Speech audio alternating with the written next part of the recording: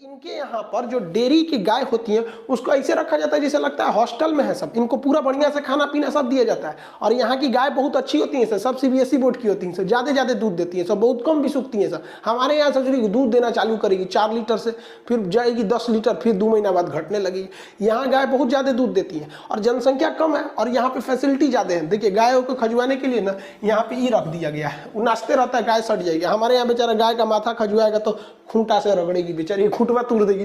तो गाय वाला आएगा तो 2 लाठी मारेगा, कहेगा ससुरी खूंटवा तोड़ दी। बेचारे को बहुत दिक्कत होता है। यहाँ दूध इतना ज़्यादा हो जाता है कि हाथ से निकाल ही नहीं पाएंगे। हाथ से निकालेंगे सुबह तो शाम हो जाएगा। यहाँ पर एक एक गाय यहाँ पर 55-60 लीटर दूध देती है सर, मशीन से दूध दुहा जाता है। अब बताइए हमारे यहाँ का दूध कम होता है तो महंगा होगा, और कोई भी चीज़ कम रहेगा तो महंगा। ठंडी की शुरुआत में धनिया की पत्ती बहुत कम होती है ससुरा, 200 रुपये किलो बिकता है। लेकिन जब ठंडी बढ़ने लगती है तो धनिया की पत्ती बहुत ज़्यादा होने लगता है। धनिया पत्ती फ्री में दे देता है, 1 किलो आलू लीजिए इतना धनिया पत्ती दे देगा। लेकिन वही आप अक्टूबर के महीने में लीजिए ना, धनिया पत्ती गिन के देता है 15 रुपये के इतने हुआ। रीजन क्या? कोई चीज़ महंगा सस्ता नहीं होता है। इकोनॉमिक्स में कोई भी चीज़ को सस्ता करना है ना, प्रोडक्शन बढ़ा दीजिए, पूरा हुमच दीजिए प्रोडक्शन, ऑटोमेटिक उत्पादन बहुत तेजी से होता है। जो लेयर फार्मिंग है, यहाँ की मुर्गियाँ बहुत होशियार होती हैं, नखड़ा नहीं करती है। हमारे यहाँ की मुर्गी सोचिए 15 दिन अंडा देगी और उसका 15 दिन कुड़ूक हो जाएगी, कहे मुर्गा से ब्रेकअप कर लेगी, कहेगी ना हमारा अंडा लाओ। सोचिए सब अंडा तोड़े दे देंगे तो खाएगा कौन सी आदमी? ये मुर्गी बहुत अच्छी होती है, यहाँ पे होशियार होती है।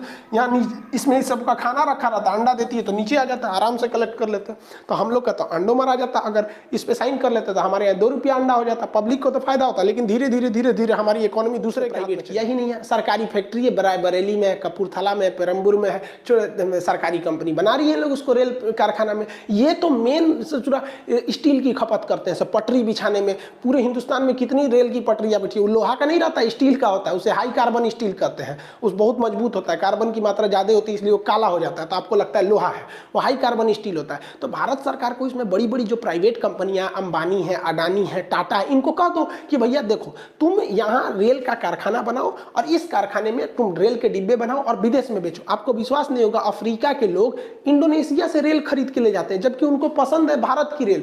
भारत की रेल इतनी जबरदस्त है कि इसकी जितनी क्षमता है उसके 20 गुना आदमी को डाल दीजिएगा तब वो खींच के लेके चल जाती है। भारत के देखते हैं बाथरूम में 20 गो आदमी घुस जाता है उसमें, इतना भयानक भारत में जाम होता है ट्रेन। लेकिन नहीं, हम लोग सरकारी झेलेंगे, प्राइवेट कंपनियों को इसमें दीजिए। अब सरकार कर रही है तो रेलवे को प्राइवेट कर रहे हैं। अरे भैया एकरा प्राइवेट करने की क्या जरूरत है? लोगों को बहुत रोजगार दे के रखा है, प्राइवेट कर दीजिएगा तो बहुत गरीब ऐसे होंगे जो रेल में भी नहीं चढ़ पाएंगे। बहुत से लोग तो ट्रेन में इसलिए सफर करते हैं कि वो बहुत सस्ती रहती है, प्राइवेट करने का महंगा होगा। इसको प्राइवेट करने से अच्छा है कि आप इसके निर्माण को प्राइवेट कर दीजिए, चक्का बनेगा, बॉगी बनेगा, पटरी बनेगा। इतना ना स्टील का डिमांड बढ़ेगा कि स्टील इतना बनाएगा कि ऑटोमेटिक स्टील का रेट नीचे। अब चाइना की कंपनी टुकुर टुकुर कहेगी कि हमसे स्टील खरीद लीजिए, हम 40 का भाव देंगे, भारत का गामरिया 38 बिक रहा है, जा 39।